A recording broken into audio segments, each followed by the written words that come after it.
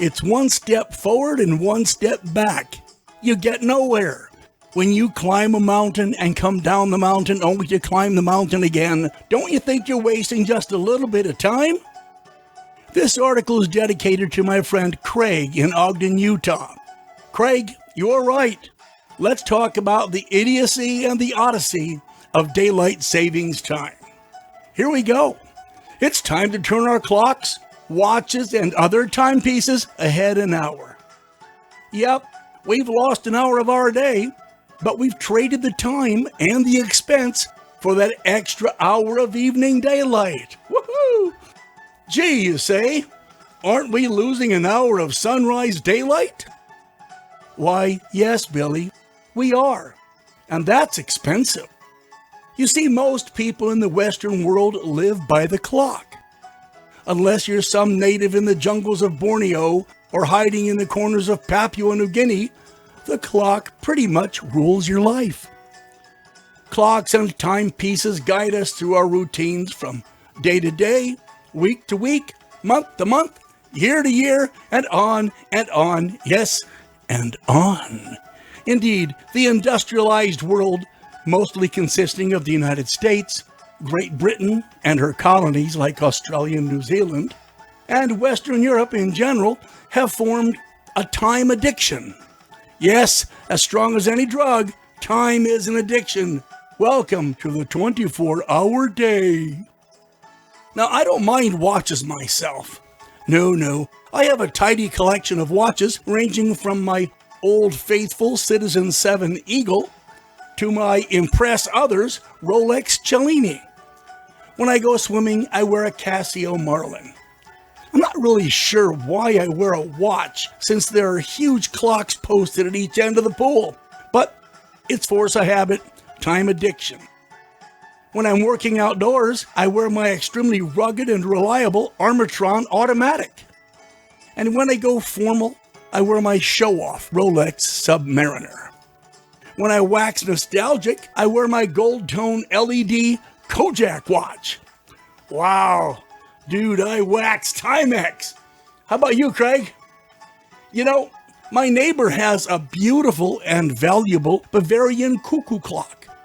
Another friend has a Hamilton grandfather clock, 7 feet tall, chimes the hours. You know, we are indeed surrounded by time itself, as defined by the 24-hour day, the 60-minute hour, yada, yada, yada, yada. Take a drive down Main Street.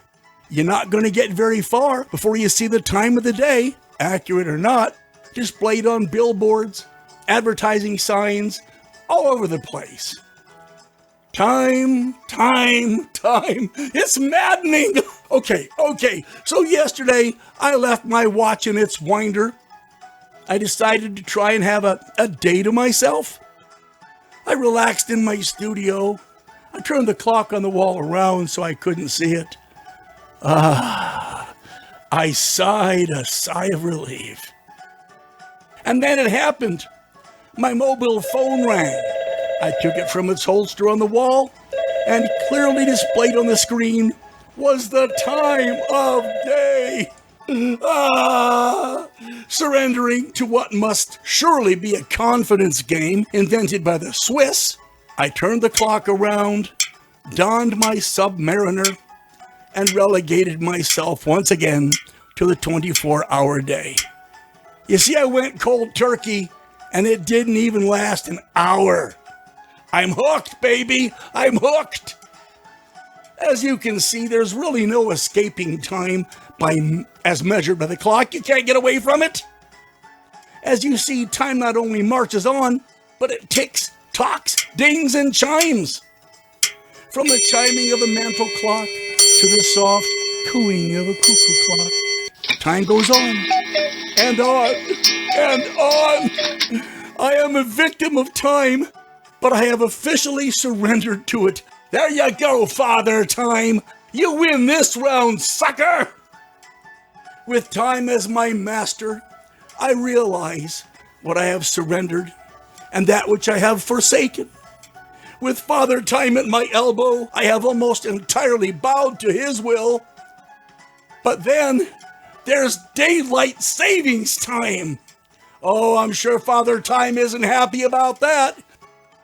Daylight savings time. I'm sure the ghosts of many a Swiss watchmaker, those quiet old men with gold-framed glasses who assemble the finest clock and watch mechanisms in the world, are turning over in their graves every time we set our clocks back or forward an hour. They build these timepieces to be accurate to a minute a month, a second a month. But that's not good enough. We got to change the whole damn thing by an hour twice a year. Change time to fit the season? Ludicrous, idiotic, insane. Yet we do this every year, twice a year, come rain or shine, sanity notwithstanding. According to the American Standards Institute, the switch to or from daylight savings time costs people over $186 billion with a B, billion dollars every year in lost time, missed appointments, tardiness at the workplace, missed schedules, and so on. It's not just the time spent going around the house resetting clocks. No. My buddy Craig in Ogden, Utah, he has 11 wristwatches, 4 pocket watches, a clock in every room in the house, clocks in both cars and motorcycles.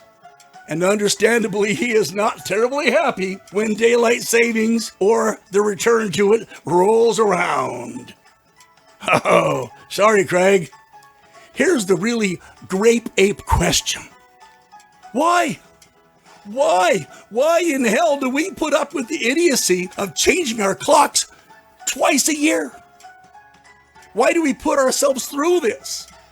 I suppose for the very young who don't even wear a watch, relying instead on their phones, it's no big deal. But for nostalgics like Craig and me, possessing numerous clocks and watches, all of which rely on automatic or mechanical wind mechanisms or display time with hands on a face, not digits on a screen, it's a royal pain in the... We're told by our professional liars in government that this switch to daylight savings time saves energy. They say it means we turn our lights on later in the day and workers can work an extra hour of daylight in the evening, saving inestimable, uncountable amounts of money. But wait. Do you really believe that crap? Come on. In the words of our brain-damaged and addled president, come on, man. Farmers work by the rise instead of the sun, so daylight savings means nothing to them. Those of us on a time schedule, we wake earlier in daylight. That means we have to turn our lights on an hour earlier. Ooh, where'd the energy savings go? Just a minute. Hey, an hour earlier or an hour later, the self-imposed darkness of daylight savings time only means more inconvenience and not a penny saved. Now, okay, Craig, let's go back to that $186 billion it costs us to switch and adjust twice a year. Let's go. $186 billion. Let's ask ourselves if that's not a whole lot more expensive than just leaving our clocks alone. As Pink Floyd might have said if they rewrote the song, they say, hey, people, leave our clocks alone. I'm Max, and that's the way I see it.